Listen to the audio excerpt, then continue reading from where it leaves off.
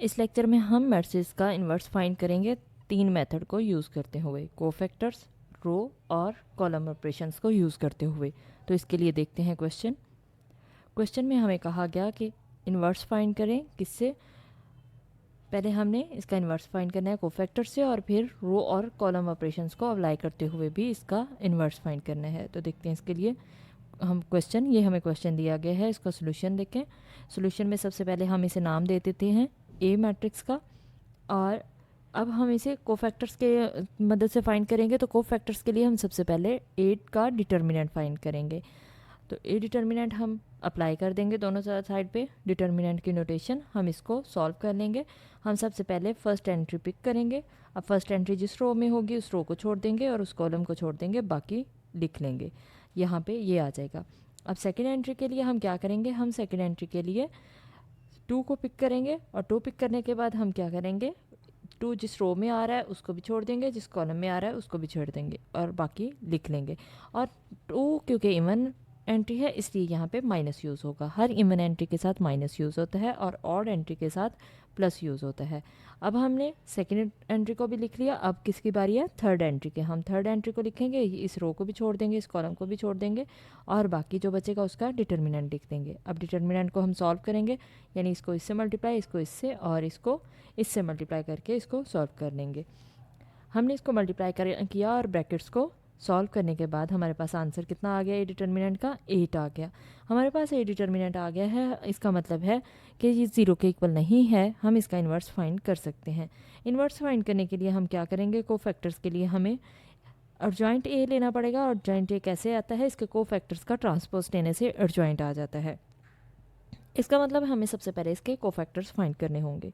Cofactors find करते हैं। Cofactors कैसे होते हैं कि A11 फाइंड करना है, ये हम ऑलरेडी कर चुके हुए हैं।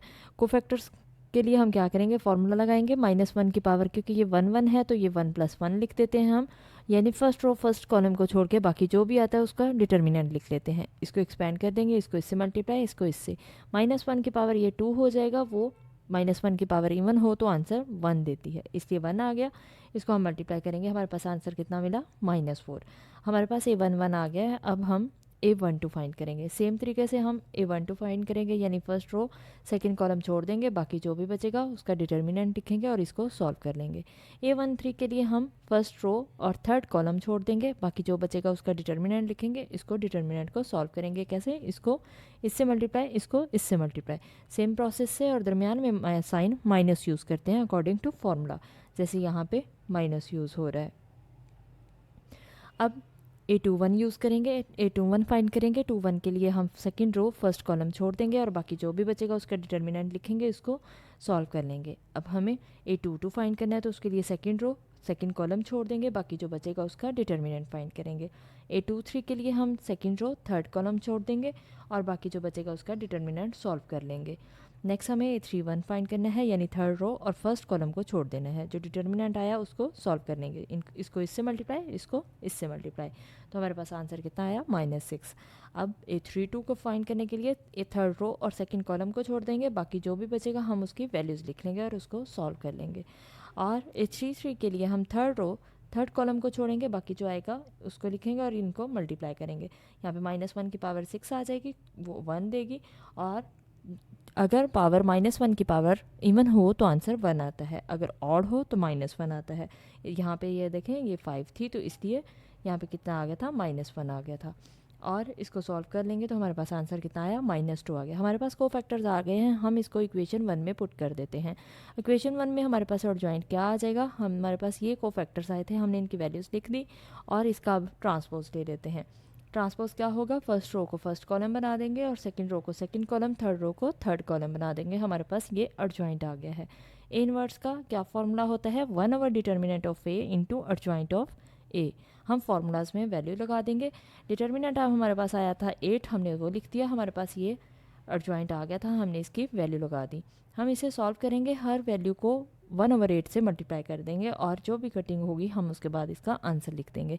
हमारे पास ए इनवर्स आ चुका है और ये हमने कोफैक्टर से फाइंड किया है। अब हम इस पर रो ऑपरेशन अप्लाई करते हैं। रो ऑपरेशन के लिए ये हमारे पास ए है और इसके साथ ही हम आइडेंटिटी मैट्रिक्स लिखेंगे और हमारे पास आइडेंटिटी मैट्रिक्स को हम इन्वर्स बनाएंगे और इस पे हम रो ऑपरेशन अप्लाई करके इसको सॉल्व करेंगे, यानी इसको आइडेंटिटी बनाएंगे।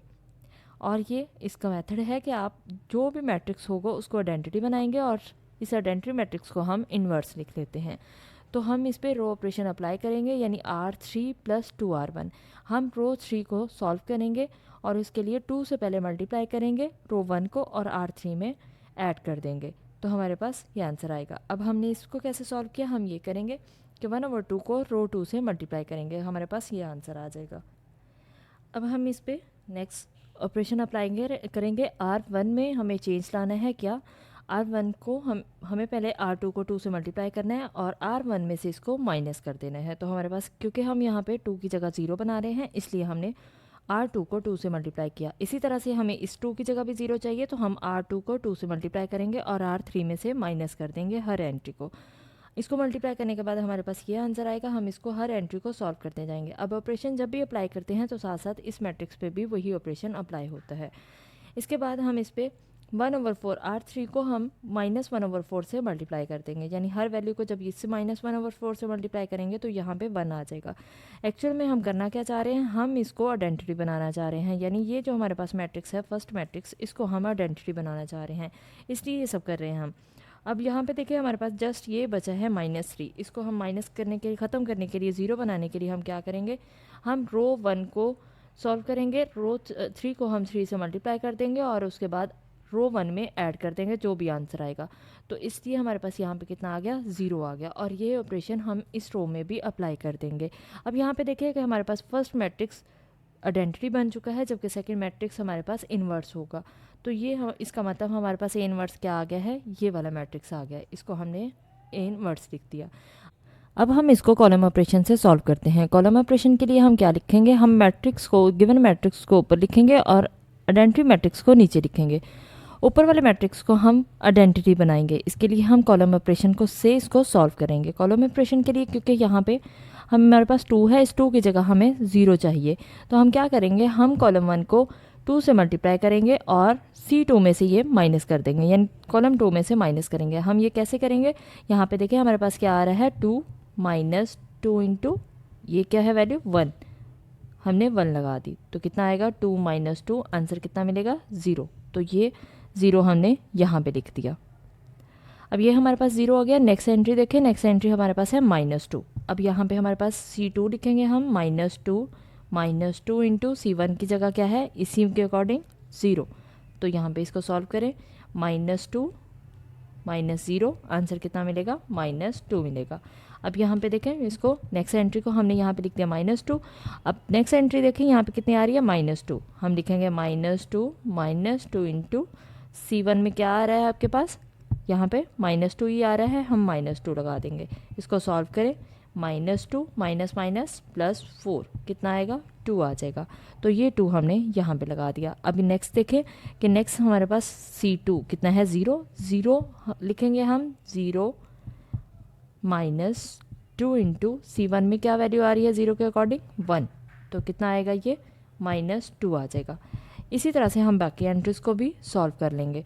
तो ये इसको सॉल्व करने का तरीका है, जिसकी हेल्प से आप बाकी क्वेश्चंस को भी इसी तरह से सॉल्व कर सकते हैं। अब नेक्स्ट हम इसको सॉल्व करते हैं कि नेक्स्ट में हम क्या करेंगे, C3 पे हम अप्लाई करेंगे कॉलम ऑपरेशन। C1 को हम 3 से मल्टीप्लाई करेंगे, क्योंकि हमें क्या चाहिए, हमें 0 चाहिए।